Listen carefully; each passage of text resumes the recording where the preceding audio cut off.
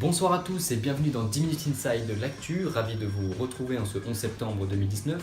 Aujourd'hui à la clé un sujet sensible.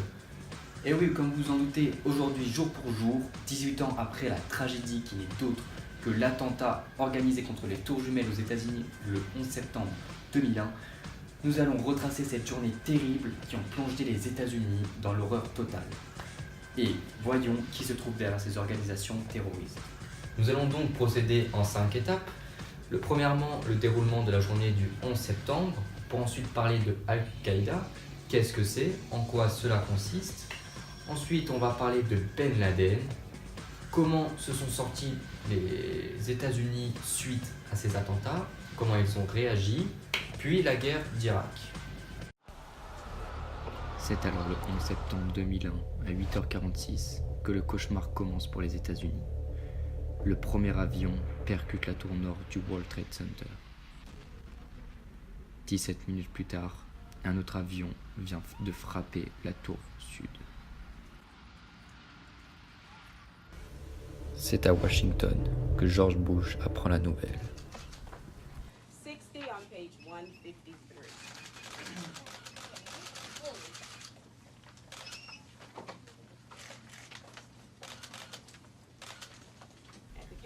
Mais ça ne s'arrête pas là. C'est maintenant à Washington, à 9h37, où un avion vient de percuter une aile du Pentagone.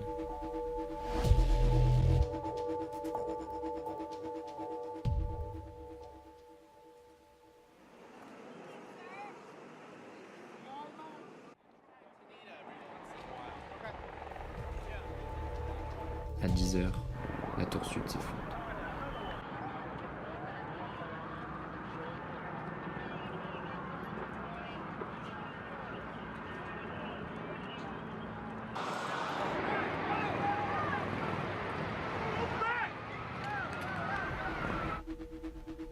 Mais les catastrophes ne cessent de s'enchaîner. C'est à Shanksville, en Pennsylvanie, qu'un avion à son tour vient de s'écraser à 10h10.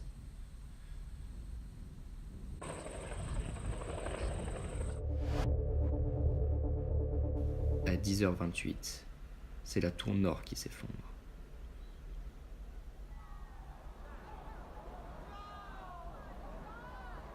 Ces attentats ont fait environ 3000 morts, ce qui en fait l'attentat le plus meurtrier de tous les temps. Alors oui, en effet, ces attentats ont généré plus de 3000 morts, ce qui en fait l'attentat le plus meurtrier de tous les temps. Vous vous demandez sûrement qui se cache derrière toutes ces affrosités. C'est ce que nous allons voir maintenant, c'est tout de suite. Al-Qaïda, littéralement traduit par la base, est une organisation terroriste islamique fondée en 1987 par le cheikh Abdullah Youssef Azzam et son élève Oussama Ben Laden. D'inspiration salafiste djihadiste, Al-Qaïda a ses racines chez des penseurs musulmans radicaux tels qu'Abu Qatada, Abu Musab al-Souri ou Abu Mohamed al-Makdisi. Ils considèrent que les gouvernements croisés occidentaux, avec à leur tête celui des États-Unis, interfèrent dans les affaires intérieures des nations islamiques et ce, dans l'intérêt unique des sociétés occidentales. Il a recours au terrorisme pour faire entendre ses revendications. Comme vous auriez pu le voir, Ben Laden est à la tête de cette organisation. Mais qui est vraiment Ben Laden ? Mon camarade Axel Augier va s'en charger de vous en dire plus sur lui. Né en 1957 et issu d'une riche famille saoudienne, Oussama Ben Laden vit une enfance calme et confortable. Il va faire ses études d'ingénierie et de commerce à la prestigieuse université du roi Abdulaziz de 1974 à 1978. C'est là qu'il commencera à étudier le wahhabisme, idéologie aujourd'hui considérée comme source de terrorisme mondial.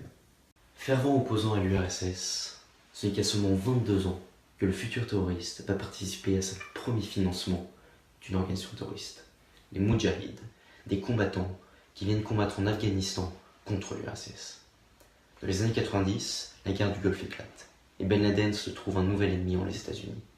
C'est pourquoi le Che Guevara de l'islam va perpétrer de nombreuses attaques terroristes à l'encontre des États-Unis, à l'instar des explosions des ambassades américaines au Kenya et en Tanzanie, qui vont faire un bilan total de 224 morts. À la suite des attaques sur le World Trade Center, et sur le reste du sol américain, Oussama Ben Laden devient l'homme le plus recherché au monde. C'est alors qu'une chasse à l'homme qui va durer près de 10 ans commence. Ce n'est que le 2 mai 2011 que l'ennemi numéro 1 des États-Unis va mourir dans un assaut américain au Pakistan. Après en avoir appris davantage sur Ben Laden, nous allons voir comment s'en sont sortis les États-Unis après ces attaques terroristes. Pour répondre à ces événements désastreux sur le plan humain comme sur le plan économique, les États-Unis de George W. Bush ont envahi l'Irak, provoquant alors la seconde guerre du Golfe. Cette guerre va s'étendre de 2003 à 2011. Enfin, près de 20 ans après les faits, les États-Unis se remettent petit à petit des attaques qui ont marqué l'histoire d'un pays tout entier, mais aussi l'histoire du terrorisme. Eh bien, merci à vous d'être resté jusqu'à la fin de ce reportage sur les attentats du 11 septembre 2001. En espérant que celui-ci vous aura plu, on se retrouve demain, même heure, même chaîne. Bonne soirée à tous.